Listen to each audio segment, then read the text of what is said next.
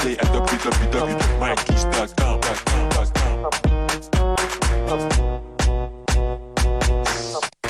Purchase a yesterday at www.mikeys.com.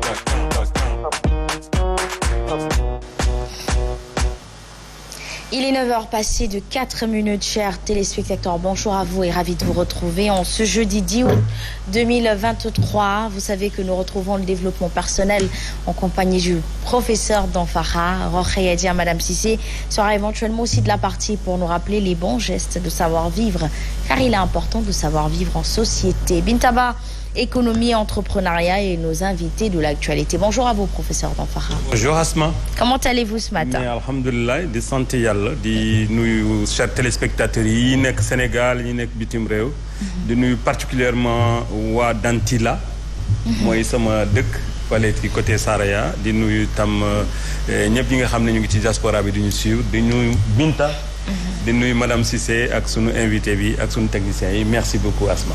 Justement, di nuyu madame Cissé Rokhaya Dia qu'on a le plaisir de retrouver tous les mardis, mercredis et jeudis. Bonjour.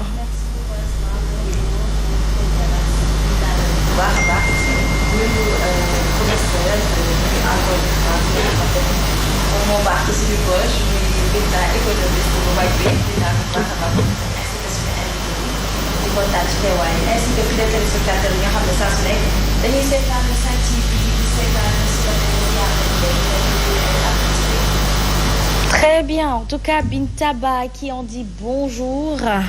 Bintaba économie, comment allez-vous? lay nuyu bu baax a baax di la ziar di la jox sa yéeguwaay wala sa wàccuwaay noonu laa koy defee ak madame Cissé mu baax mi ñu dénk monsieur Cissé mu baax mi moom itam ñu ngi koy nuyu bu baax a baax di ko ziar di nuyu professeur d'Anfara l'éminent professeur ni ko maman Ndaak di waxee di nuyu suñu gan naka noonu itam di nuyu mbokku téléspectateurs yi nga xamante ne ñoom ñooy seetaan la télévision leader. suñu gan yi dañ koy nuyu boobu ba léegi mi ngi wuyoo ci turu Lamine Diack Diouf nekk président du mouvement citoyen universel. Bonjour à vous. Bonjour Asma. Comment allez-vous? Bonjour professeur. Bonjour madame Cissé. Bonjour Binta. Bonjour. J'étais heureux d'être aujourd'hui parmi vous, votre plateau de Subatel. Merci beaucoup. Voilà, très bien. Bienvenue parmi nous. En tout cas, quand c'est important et quand on veut parler au peuple, c'est la bonne tribune. Alors, on démarre l'actualité avec les titres du journal Tribune. Bintaba, je touche à ton département, qui est la presse écrite. Et moi, la presse parolière, c'est ce que je fais, c'est ça? am na solo de Asma ñoom ñëpp c'est une grande famille. am na solo ñoom itam ñu ngi leen di nuyu. yaay bind may jottali. voilà ñu ngi leen di nuyu au passage Asma ñëpp ñi nga xamante ne dañuy bind nekk ci ginnaaw clavier yi kenn du leen gis ñoom tamit ñu ngi def liggéey bu am solo fépp fu ñu mënti nekk ci rédaction Sénégal yëpp ñu ngi leen di nuyu bu baax a baax. Oui, parce que c'est bien de préciser rédaction sénégalaise, parce que bon, les claviers, il y a le phénomène des internautes maintenant. Et ça a tellement sali comment dirais-je, pour beaucoup, hein, ça a tellement... là, il me l'a fait. Pardon, excusez-moi. Voilà, donc je disais tantôt que les internautes, parmi les internautes, il y a ce qu'on appelle les bons followers. Et il y a tant d'autres qui sont qualifiés d'autres choses et d'autrement. Alors, Benno au départ de la présidentielle avec 3 candidats. On nous parle de Boun Abdallah Dionne, Amadou Ba et Amadou Mame Diop qui ne lâche pas prise. Alors, nous avons décidé de un candidat. Un professeur. Au retour du dialogue entre eux, vous pensez que c'est vraiment un impact du président? xam nga dafa am benn stratégie ci politique. Waaw. soo gisee nit benn dëkk par muy créer guerre ci biti. ça veut dire que ci biir dafa métti. donc toujours dañuy créer des contre-feux. donc soo gisee ñuy attaquer souvent opposition c'est pour que seen juboo seen ñàkk juboo bi bañ a feeñ. mais dina feeñ. feeñ na bi dina feeñ. mais est-ce que ñàkk juboo la dëggantaan wa ila président Macky Sall stratégie encore là pour nous faire perdre du temps parce que bon tous les Sénégalais qui ne veulent plus de ce régime de l'APR ou du Benno Bokk Yakaar font partie de l'opposition du Benno Bokk Yakaar et de l'APR. mais Asma c'est des informations que tout le monde a on sait qu'il a des problèmes dafa am jafe-jafe parce que am na ñoo xam ne dañu d'accord ci choix diw ak ci choix diw wax nañ ko donc xam na ko. Mais pourquoi dans notre pays, alors où on parle, monsieur Lamine Diack Diouf, en tant que président du mouvement citoyen, pourquoi on a ce problème de lead et de pouvoir laisser l'autre leader? C'est-à-dire de leader. Quand je parle de lead, je parle du leader. On a ce problème de choix du lead. Tout le monde veut être au devant. Est-ce que tout le monde a les compétences et tout le monde s'en pose la question, pourquoi pas moi? Est-ce que c'est justifié? Écoutez, moi personnellement, je ne crois pas au leader personnel. Ah. Je crois au leadership collégial. Parce que, à mon avis, le leadership personnel mène au culte de la personnalité et le culte de la personnalité mène à la dictature. Parce que qui dispose du pouvoir en abuse. Ça, c'est connu. Ku yor pouvoir da ciy abusé. C'est comme ça. Non la demee. C'est comme ça. Yeah, bien sûr. Parce que vous ne pouvez pas donner à un homme tous les attributs d'un roi. Parce que le président de la 5e République, c'est un roi. C'est lui qui décide de tout. Ah, roi jàmm ñun duñu royaume ñun république lañu am. Mais c'est le roi élu. On appelle ça le roi élu. Ouais. Il dispose de tous les pouvoirs. Sénégalais seen déggin laa lay C'est pas wax. seulement au Sénégal, c'est en France, aux États-Unis. Le président, c'est le roi élu. Bon, maintenant, vous ne pouvez pas donner à un homme tous les attributs d'un roi et lui demander d'avoir les qualités d'un prophète. Un prophète, il est juste, dafa mandu, du jël lu mu moomul, dafay doxal yoon, du jeng. C'est ça un prophète. Mais vous ne pouvez pas avoir ça chez un homme. Donc ñun ñooy nax suñu bopp gëm loo xam ne mënul nekk. Donc il faut une fondation, une restructuration politique. moo tax suñu citoyen ñun suñu mouvement, le mouvement citoyen universel dont je suis le coordinateur, dañuy fexe ba def restructuration du pouvoir politique. Une partie du pouvoir ñu jox ko citoyens yi, l'autre pouvoir ñu jox ko politiciens yi. Parce que mënoo jël dara jox ko nit moo ëpp la doole. loolu bu amee bon war nga seetal li nga koy jox da ngay xam loo koy jox ak looy téye bon nag ñun dañu jàpp ni dañuy war fexe ba au niveau de l'Assemblée nationale ñu éveiller une conscience citoyenne pour aller faire en sorte que au niveau de l'Assemblée nationale mu am ay citoyens rek. loolu benn parti politique. D'accord mu bañ a am parti politique est-ce que Sénégal loolu jamono ji ñu toll ne dinañ si mën a àddu ndax ñëpp dem nañ ba gëm politique gi. Et quand vous parlez des citoyens mais même waaye politique yi ce sont des citoyens sénégalais. Ça a été des lambda.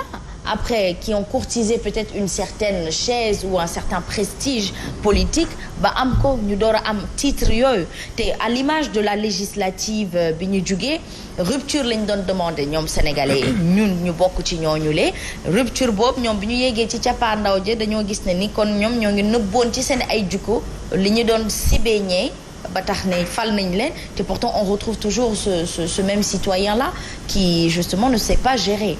Oui, mais le problème moo di citoyen bi dafa changer.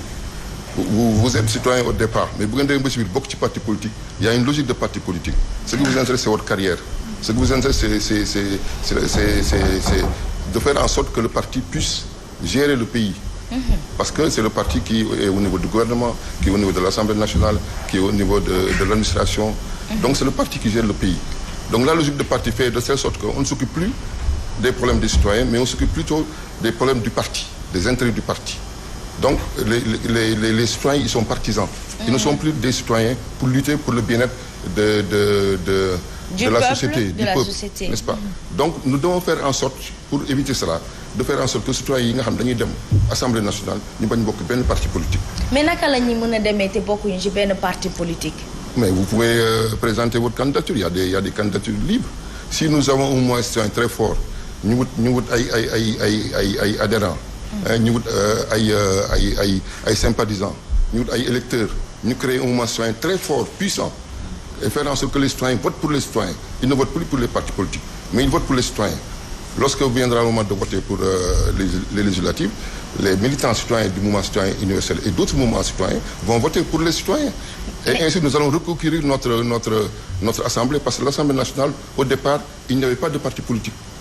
En 1789, au niveau de l'Assemblée nationale, il y avait 1139 députés qui étaient constitués par le tiers-État, le clergé et la bourgeoisie. Il n'y avait pas de parti politique. Ce n'est qu'en 1900 que les partis politiques ont fait irruption sur l'espace public et ont tout pris avec leur boulimie. Ils ont tout pris, ils ont tout occupé. Alors au niveau, ils ont poussé les citoyens, même si vous faites de la politique, on vous dit que vous êtes encagoulés. Mais il n'y a pas besoin d'être encagoulés. Les citoyens ont le droit de faire de la politique, parce que la cité leur appartient. Et c'est à eux de définir les règles de la société. Quand les politiciens, ils ont besoin, ils viennent nous voir. Ils demandent notre carte, ils demandent nos voix, ils demandent que nous votions pour eux. Parce que le peuple est souverain. Mais le peuple est souverain uniquement pour voter. C'est-à-dire nous devons prendre nos vies et les jeter dans les urnes et laisser nos vies entre les mains des politiciens qui en fait ne sont là que pour leur carrière politique. Cela doit changer, c'est la raison pour laquelle. Il faut que li ngay wax ni dafa am solo ba nga xam ne ñi may seetaan ñi ëpp ci ñoom. kàllaamay kocc gi la ñuy gën a nafar. donc dafay baax ñu wax ko ci wolof man su ma la bëgg déggee dafay mel ni da nga ne atum 1789 bi ñuy taxawal ab législatif ak kuréel boo xam ne dañuy taxaw di xool li askan bi soxla ak naka lañ ciy eggee amuloon waaye politique bu ci nekkoon dañu utoon borom doole yi nga xamante ni peut-être ay doomu buur lañu ak ñi nga xamante ni ci askan gi lañu bokk di jëriñ seen aw askan ak li ni mel mais dañuy gis ne ni ba tey loolu Sénégal naam nag parti politique yi judd nañ après à partir de 1900 de loolu nga wax. en France léegi à partir de 1900 boobu comme ñun administration française li ni mel la ñu am fii di mën nañ cee sukkandiku ngir mën a doxal fii dañuy gis ni ba tey ku ñëwoon bokk adhéré mouvement citoyen ñun sénégalais bu ñu la óoloo da ngay dem ba ci bopp mbir ma taxawal sa bopp.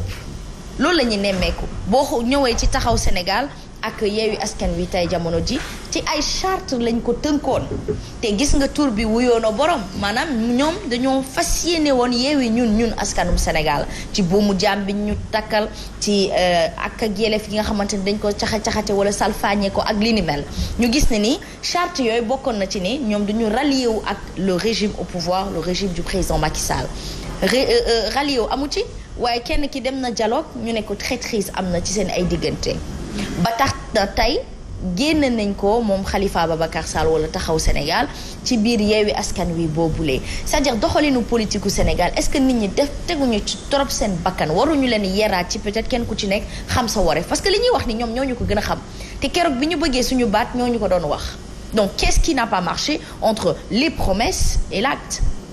waaw comme li nga ko waxee rek. ñaari kii laay téye. mooy dañuy yaraat askan bi. mooy ñun sunu vision mooy dañu war def un nouveau type de sénégalais c'est-à-dire que nit ñi conscient que politique yi dañ leen di utiliser dañ leen nax rek pour seen intérêt bopp boobu mooy première chose deuxième chose moo ni nga ni dañuy wax yeewi askan bi waaw mais problème mooy léegi nag askan dañu war yeewu xam ni politiciens dañuy ñëw pour ñëw ci ñoom pour jël seen ay voix après pour doxal seen ay intérêt ñoom donc man waxuma waxu yeewi pour parce que dañuy yeewoo ñu yeewi ñu mais lii daf ñu war dañu war yeewi comprendre ni ñoom dañuy mës nax parce que àddina bi muy dox comme man dama def ay gëstu bind ay livre dégg nga contrat citoyen bi ngi nii dama xool àddina bi mu sosoo ba tey société grecque société romaine le monde arabo-musulman le monde judéo-chrétien dégg nga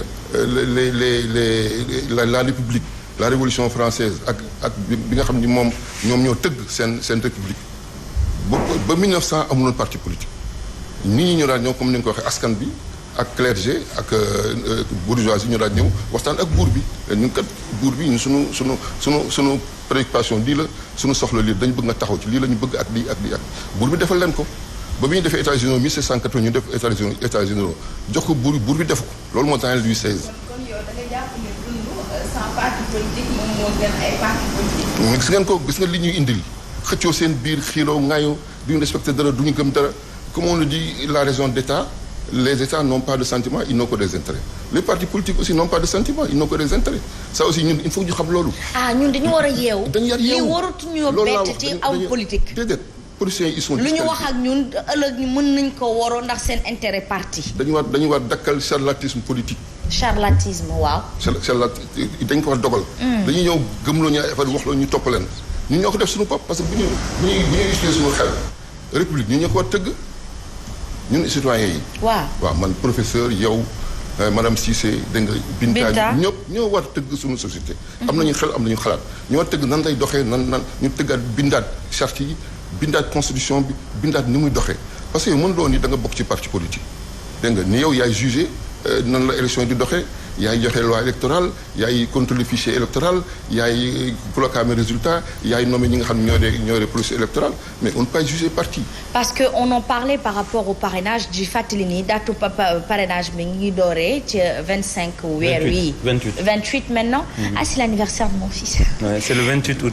C'est bien, j'espère qu'il va apporter chance à certains candidats. Ouais. Alors donc pour revenir au vif du sujet alors si c'est le 28.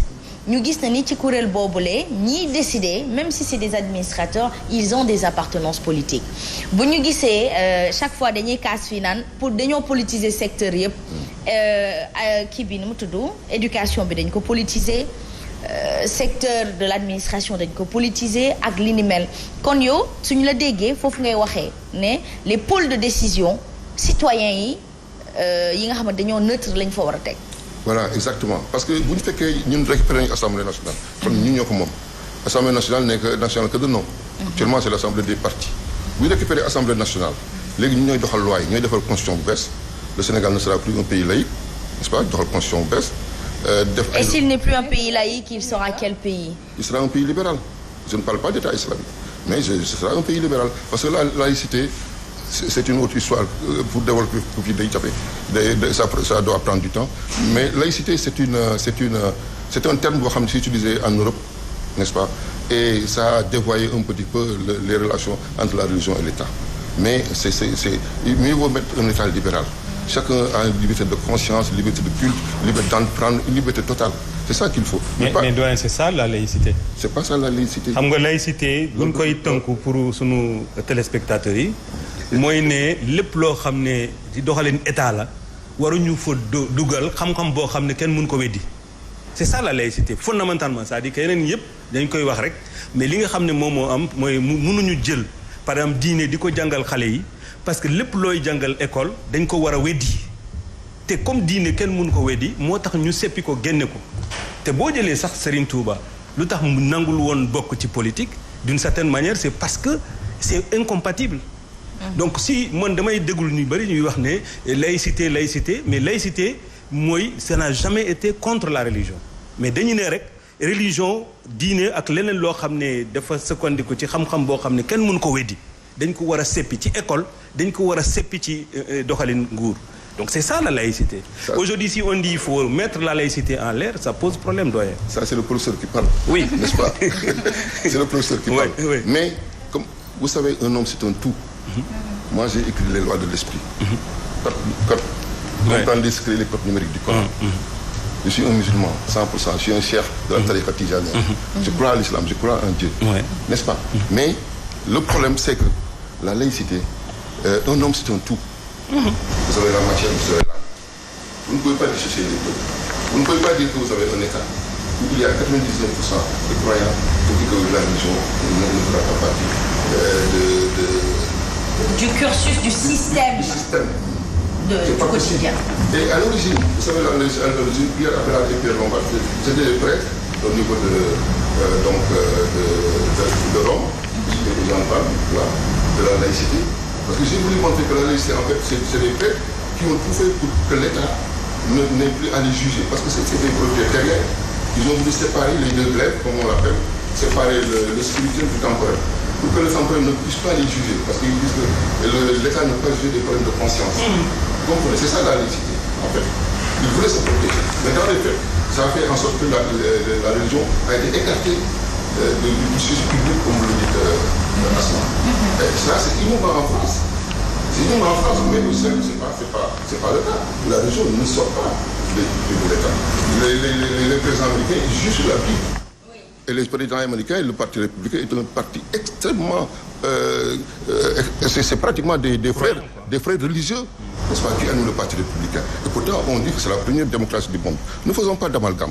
Nous connaissons l'histoire, nous connaissons la République, nous connaissons comment ça a été fait. C'est des idéologues athées français qui ont mis en place ce système républicain athée, qui veut que la religion ne soit plus impliquée dans les choses de la République, ce qui n'est pas possible. Justement ni day am lu mu gëm sax nag te ci li mu gëm nga mën a amee kàddoom mu sàmm ko c'est important. Mais surtout loi yi comment on peut faire en sorte de mettre des lois qui heurtent nos consciences? Comment on peut faire en sorte de mettre des lois qui agressent nos consciences? Ça c'est un problème. Il faut faire des lois qui soient en éducation avec nos croyances, qui soient en éducation. Comme par exemple. Comment? Comme par exemple, quelle loi? Écoutez, vous savez la charia. La charia c'est le droit islamique qui définit pour le musulman, n'est-ce pas, toutes les lois qui gèrent sa vie. Le divorce, les péchés, n'est-ce pas, l'économie, pas d'intérêt usuraire, la zakat, n'est-ce pas. Tout ça, c'est des lois donc gère globalement la vie du musulman. Mais si vous venez, vous dites que, écoutez, nous mettons une loi qui remet en cause toutes ces lois musulmanes et toutes ces lois chrétiennes. Donc moi je dis qu'il y a un problème. Il y a un problème. Et c'est ça, en fait, qui fait que nous, au Sénégal, nous ne vivons pas notre foi. Au Sénégal, nous ne vivons pas notre religion. Parce que les lois qui nous gouvernent sont des lois qui sont importées et que nous n'avons rien fait pour un petit peu les adapter. J'ai eu à avoir une discussion avec de ce type. Alors la personne me disait le Sénégal n'est pas encore parce qu'on n'a pas notre propre système. Vous le rejoignez sur... Mais je suis tout à fait d'accord. Système politique. Nous n'avons pas, d'administration, etc. Nous copions-coller de la France qui, justement, n'a pas les mêmes réalités socio-culturelles que nous. Mais c'est des athées. C'est les intellectuels français, les Jean-Paul Sartre, les Jean-Jacques Rousseau, les Bretons. Ce sont ces gens-là qui ont fait... ñooñu lañ gëm de tonton. Comment? ñooñu la ñu gëm de fii Sénégal ñooñu. Non, pas tous les Sénégalais. Moi, je ne crois pas. waaw ñooñu tant que demuñu ba Galerie Lafayette du ñu nekk de ñii. Moi, je déconstruis ces valeurs. Ah. Oui, je déconstruis totalement ces valeurs. D'accord. Je rejette ces valeurs. Vous comprenez? Parce que c'est des hommes comme nous, ils ont réfléchi comme nous. N'est-ce pas, Descartes, c'est des intellectuels comme nous. Ils ne sont pas plus intellectuels que nous. Donc nous avons réfléchi. Pendant des années, pendant 20 ans, nous avons réfléchi sur la société, nous avons réfléchi sur la République, nous avons réfléchi sur le mode de fonctionnement de la République. Et nous avons proposé ce que nous appelons la nouvelle gouvernance globale. Une nouvelle gouvernance globale qui devra mettre en œuvre un nouveau type de Sénégalais. Il faut que les Sénégalais changent. Parce qu'on dit l'État. Mais les Sénégalais, ils ont changé dans leur vie. Parce que les Sénégalais, ils ont comme khalis, ils ont comme alal, ils ont comme réussite. Vous comprenez? Or, ce n'est pas la seule valeur. La réussite, ce n'est pas seulement ce qu'on montre. Une Range Rover, une villa à 800 millions ou à 1 milliard, n'est-ce pas? Il y a des ligues. Par exemple, vous prenez un homme qui a réussi, ou bien une dame qui a réussi. Elle s'offre une Range Rover à 30 millions, n'est-ce pas? Mais son fils est dans la maison. Peut-être qu'il n'a pas réussi dans ses études. Peut-être qu'il chôme. Mais au lieu d'acheter une Range Rover à 30 millions, acheter une voiture à 10 millions, n'est-ce pas? Il y a des Renault Escape qui sont très bien, climatisés et tout, à 10 millions, les 20 millions. Allez au niveau de la côte et allez voir les femmes transformatrices, n'est-ce pas? Avec 20 millions, vous dites, on monte un projet. Ou bien vous allez voir un paysan, vous dites, on monte un projet. Et ce projet-là, s'il fonctionne, vous pourrez donner ça à votre fils. Et tout ça pour montrer que nous, les Sénégalais, nous devons d'abord faire en sorte que sunu doom yi am lu ñu jàpp, am lu ñu liggéey, sunu am ñun. ñu dañ koy xaar ci état de monsieur Lamine Diack. waxuma ko état pour le moment. waxu man yow. nit ki ak responsabilité parentale, responsabilité individuelle am. ñun sunu alal. Très bien. Au lieu ñu koy gaspiller di ko yàq ci cérémonie yi. Dégg nga ñoom madame Cissé ñoom Binta ñoo fi dàq yàq cérémonie yi. ay 10 millions ay 20 000 ay. da ngeen ko rus donc. dégg nga dañuy ñëw dem ay ndawtal 10 millions. dégg nga ay jaxal ay ndawtal 10 millions. dégg nga dem def seen yooyu ñu def seen langue yooyu. dégg nga li fay génn ci ay brodé ak ay kii kenn xamul ñaata lay jar def seen état bi léegi moo xam. loolu yëpp mais nee na dañuy bégal dañuy féexal seen xol. mais loolu yëpp xaalis bu ñu yàq la. xaalis bu ñu nelaw la. D'accord. donc bu ñu jógee seen doom nekk ci kër gi ñu dépense ci benn xaw 10 millions di dépenser 30 millions ci oto dégg nga di dépenser 800 millions ci kër mais bu ñu wax état bi ñun d'abord ñoo war a changer sunu mentalité xam ne dañu war liggéey xaalis kenn du ko foye xaalis dañ koy liggéey xaalis kenn du ko yàq xaalis dañ koy liggéey. Vous savez le plus grand milliardaire qu'est-ce qu'il dit? Bill Gates il dit que comment on fait pour devenir milliardaire, comment on fait pour être riche? La première chose c'est de ne pas gaspiller. De ne pas gaspiller ni day denc. Bill Gates sori na suñu mbokk bool yi. la tax ñuy mën di tabax ay lu rëy am ay kër parce que tous les milliardaires du Sénégal dañuy bàyyeekoo Bawol wala Saloum. oui wala ñu jógee nekk fële nekk Espagne Italie mu góorgóorlu Modou yi ñoo fa nekk am xaalis ñoo xeex dégg nga ba nangu commerce bi ci ñi ko yore woon ba créer UNACOIS. Les conseils ñoom ñoo ko yore. Justement donc vous rappelez que les Sénégalais communisme bi ma nga xamante ni chaque jour ma prôné ko fii ne ñun ñoo war a yaraat suñu bopp ba pare joxante loxo ngir doxal askan wi parce que boo nee doom direct Sénégal fii dañuy ki ñuy déglu day yem ci doom gi mu jur mais doom mi ngi ajoo ca doomu sa sœur doomu sa frère doomu paysan bi nga jege c'est-à-dire kenn ku ci nekk da nga war a jàppee ki nga bokkal réew mi sa bopp bu ko defee li ngay yéene ci réussite ci sa bopp nga yéene ko parce que je le disais tantôt nos dirigeants viennent de notre société. Si notre société se porte mal, elle est malade. Elle est très malade. C'est-à-dire qu'on aura en continu des dirigeants et des leaders qui seront malades. Et les enfants seront malades. Les enfants qui vont prendre la mer. N'est-ce pas dem di rey som ci géej gi parce que ñu ñoo leen inculqué valeur yu bon ñoo leen inculqué valeur de richesse valeur de réussite da nga jël sa doom ngeen ko sa doomu digu même yónnee na yaay mu tabax demal itam góorgóorlu mais yow lu tax yow bu ko waxee mën ko yaay yow lu tax defoo dara pour man pourquoi man maa def yow pour yow. vous comprenez donc xale yi nga xam ne dañuy dem ci mbëkk bi mais du ñu ñàkk liggéey de am na ay maçon am na ay pêcheur am na ay. am nañ métier justement am na ay électricien dañuy am 200 000 francs am na ko xam ne doon fay 200 000 francs xëy soo bay dem ci mbëkk bi. donc du ñu ñàkk liggéey mais problème tekki la dañ dem ba nga xam ne société bi ñu yaakaar ni da ngay juddu tey tekki tey te loolu amul fenn ni da ngay liggéey nga ñax des années et c'est pas dit que da ngay tekki travailler ça ne veut pas dire s'enrichir travailler ça ne veut pas dire être riche richesse yàlla moo koy joxe yàlla bu bindul sa jë alal doo ko mës a am da ngay liggéey ngir da nga war liggéey parce que mooy sa waru kër. très bien merci beaucoup. ñii dañuy fàtte yàlla ci mbir mi ndeysaan loolu la. absolument malheureusement oui. absolument.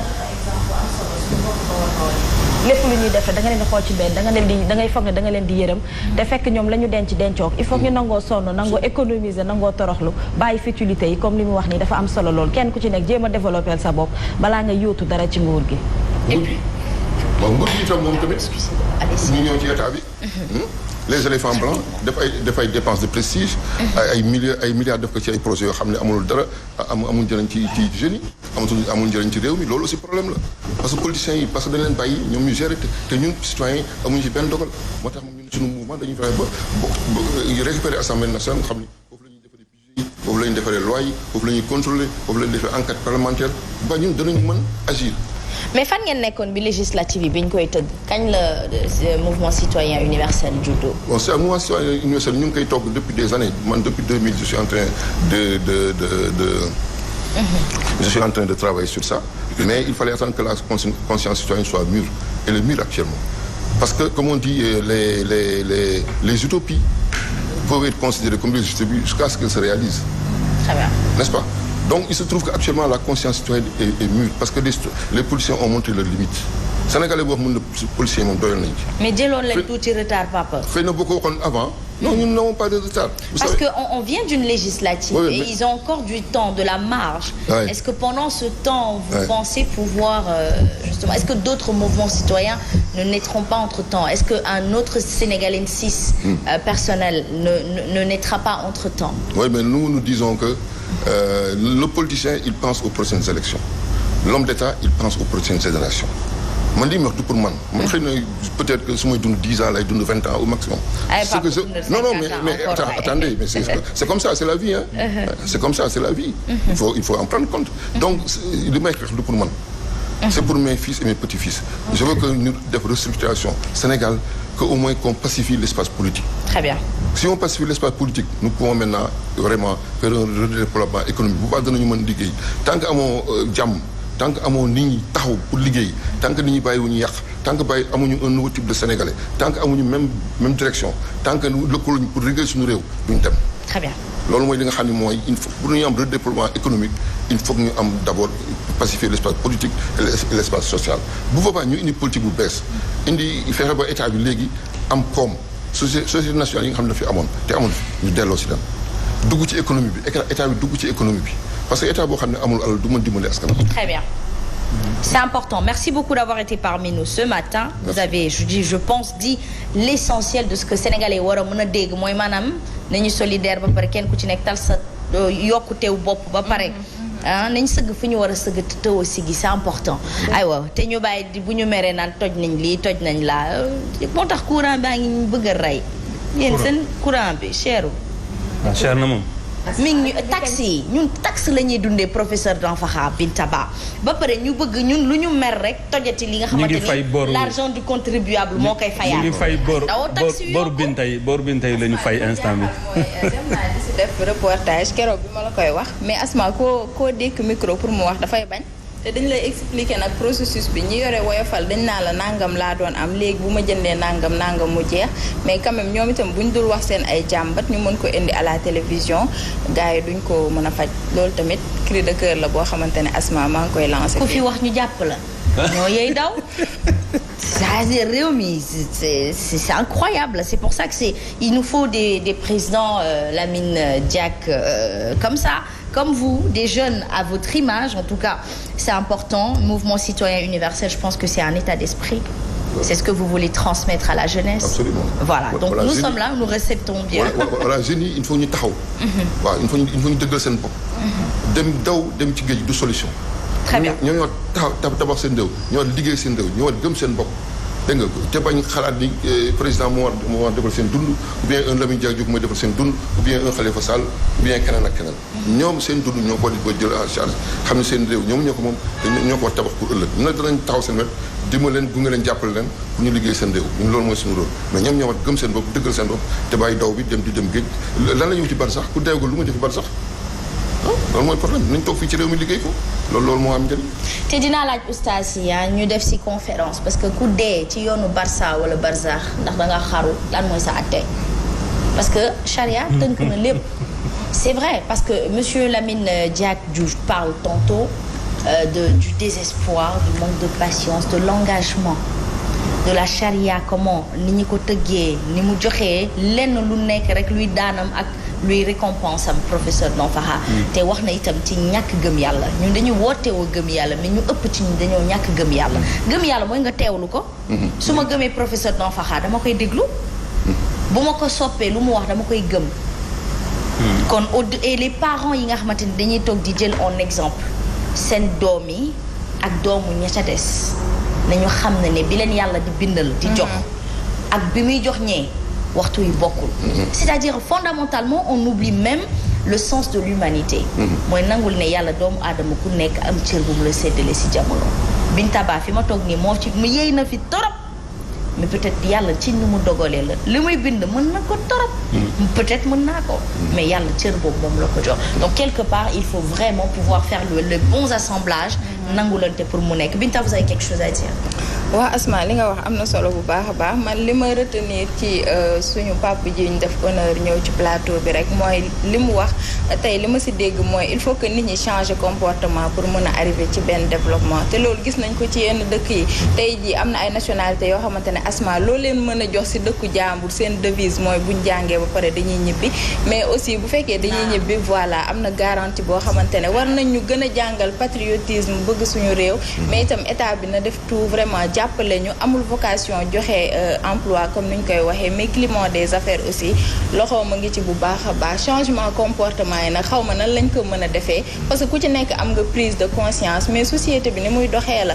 tey jii Asma bu ñëwoon ne ma Binta bul def mariage bu rëy ak loolu noonu à côté di nga gis keneen koo xam ne la non sañoo loolu il faut nga def donc il faut mu am benn changement boo xamante ne genre soulèvement lay nekk dans le sens positif plutôt ñun ñëpp ñu d'accord ci ne léegi dañuy bàyyi gaspillage parce que nag Asma am na sax bu ma juumul ci wàllu yoon lu ñu prévoir pour xew bu ko ëppee je pense que dañ la war a arrêter donc Fatima xëy na bu ñëwee dinañu leeral. mais su Senghor ku def kii dañ lay jàpp. waaw dañ lay jàpp donc man yooyu yëpp xaw ma ndax dafa réer yàq gi ci réew mi ba pare ñoo fi dàq jàmbaat. dafa mën a wonewu dañuy leb pour nekk waa jaru ko. voilà boo demee bay leb pour nekk professeur jaru ko di lebal peut-être parce que da nga am terrain bëgg tabax. loolu mooy da ngay sanc sa bopp mais non roqee bi muy def mariage am dafa def mariage bu rëy bu taj damay def bu taj toppandoo yàqule régler leen mais c'est vrai que le sénégalensis doit changer on en parle je fais cette émission je pense depuis bientôt 4 ans on en parle au moins chaque jour tous les jours nous rappelons à nous-mêmes et à tous les Sénégalais d'y aller doucement d'arrêter de se pervertir eux-mêmes d'arrêter de laisser notre culture qui est notre identité derrière da ngay gis na ni léegi anytime fu dën la woon mag ñi di la waxtaanal di la bàkkal say maam wax la sa yaay nu mu sëyee yaa ngi dégg laata ñu lay muur parce que dañ daan def mariage rek muur la nga sëy parce que kenn daanuloon garder jabaru kenn ñu muur la nga sëyi ñu jébal la sa jëkkër léegi nag comme da ngay sëyi anytime bi ci la say bàjjen di wax bon ñu musloo mbaadoo ñu teg gàcce di la ñaax di la fuddal naan xoolal bés bu rafet bi ay waay siggil ñu waay parce que boobu ñoom ñoo ngi toogee ci tàngee mais ndaw ci boppam problème la ci réew mi jamono ci donc yooyu yëpp ce sont des valeurs yoo xamante ni démb la woon dafa rafet te tey du ci yàq dara te ñu kaa yóbbaaleeg tey on peut parler de modernité de modernisation démb ak barki dem vacances bu daan jot professeur Don Faxa xale yi dañuy dem jàngi métier et c'était l'initiative des parents. Les parents d'antan n'attendaient rien d'un État parce qu'ils avaient compris que c'était eux-mêmes l'État.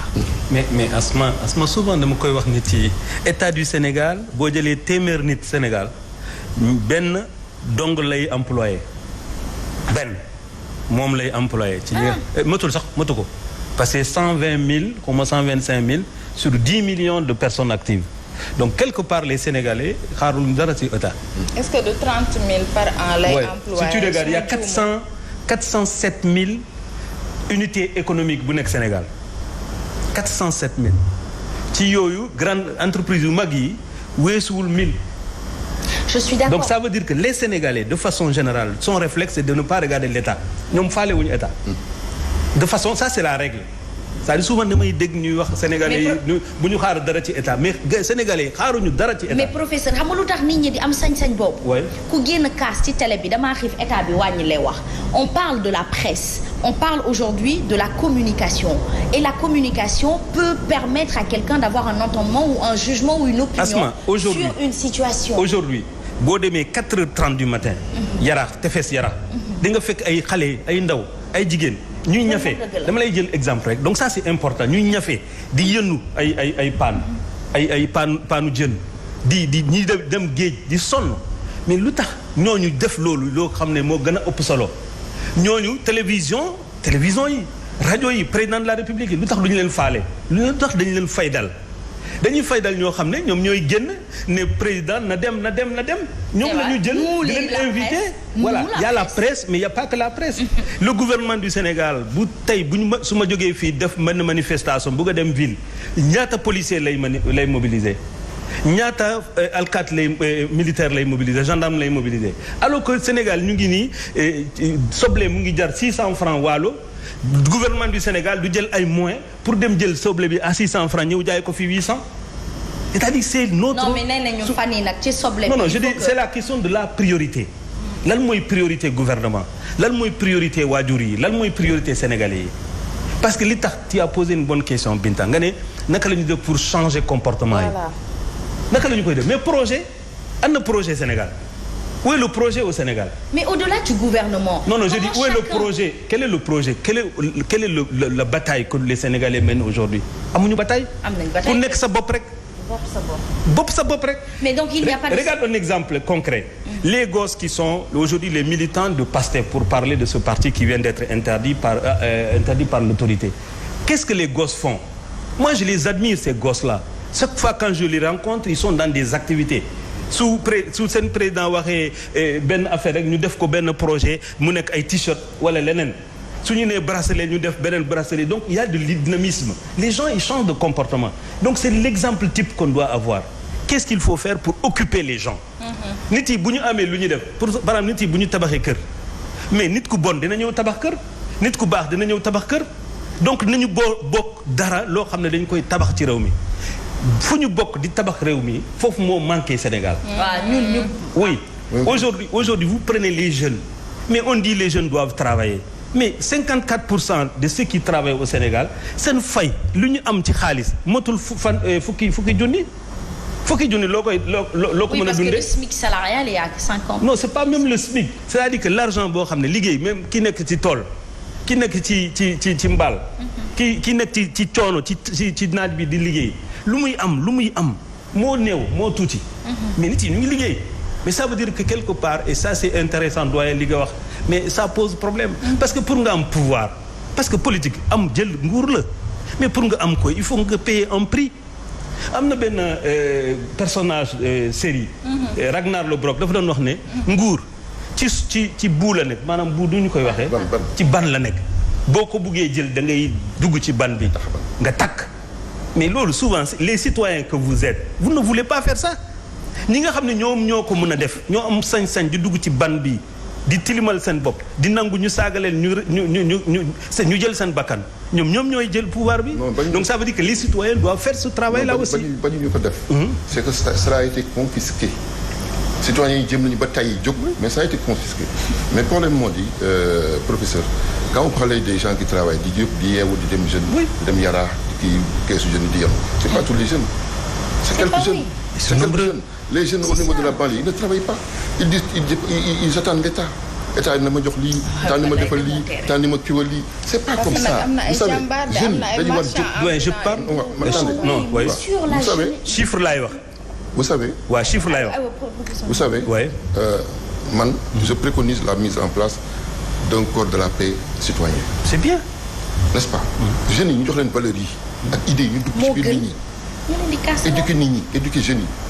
wala bu leen xaar état mënul def lépp état li muy war def mooy les grandes infrastructures les ponts les routes les autoroutes les hôpitaux les écoles loolu la état di def mais l'économie réelle l'économie globale doo dégg mu benn américain taxaw di wax Joe Biden na ma dimbali doo dégg mu benn France di ma Macron na ma dimbali. soxla ñu Macron faale wu ñu Macron dañuy yeewu xool les start-up dégg nga j'ai vu un jeune boo xam ne mi ngi Namibie 20 ans la am xam nga lu mu def xool plastique yi butéelu plastique yi mu jël ko machine moom moo créé machine bi mu ne mi bi mu lay créé mi ngi kii $2000 la ko créé $2000 ça fait 12000 francs CFA vous comprenez loolu la ko créé bi mu ko créé ba pare alors mu jël plastique yi di ko wal. di ko travailler. bi mu ko travailler ba pare. léegi plastique yi. léegi mu def ko ay charpente. plastique yi mu def ko ay charpente léegi charpente yi wala ñu def des trucs en bois mu def ko en plastique. très dur ça permet d'économiser de bois ça permet de réutiliser les bouteilles en plastique. et pourtant c'est jeune de 20 ans. xaarul état. donc les jeunes je les invite à ça. C'est-à-dire professeur vous êtes sur la même longueur d'onde. sauf juste que pour changer le Sénégalensis il faut que ñu dindi ci seen bopp kaas. il faut que ñuy excusez-moi laissez-moi terminer professeur Danfakha. vous savez même dans le jargon président Macky Sall bi mu fi dikkee téeméeri reprend ñu naan dëkk bi dafa Macky daf ñu topp ba tey un jour vous l'avez souligné Bintaba en disant te ñoo commencé di wax lu baax bi ñuy am na benn jargon bu baax bi ñu doon wax lépp a ngi dox jamono jooju lépp a ngi doon dox lépp a ngi baax lépp a ngi doon baax mais bi ñuy commencé di dugal yenn mots yi ay dafa risqué ragal du ko def ak ay yooyu noonu dans notre jargon il faut qu'on soit beaucoup plus conscient dans cette société comme Maman Ndak a l'habitude de le dire ñi mat ba pare ñii xëy fajar ni man ni yow ni Binta ñooñ kenn du wax ak ñoom ndax xam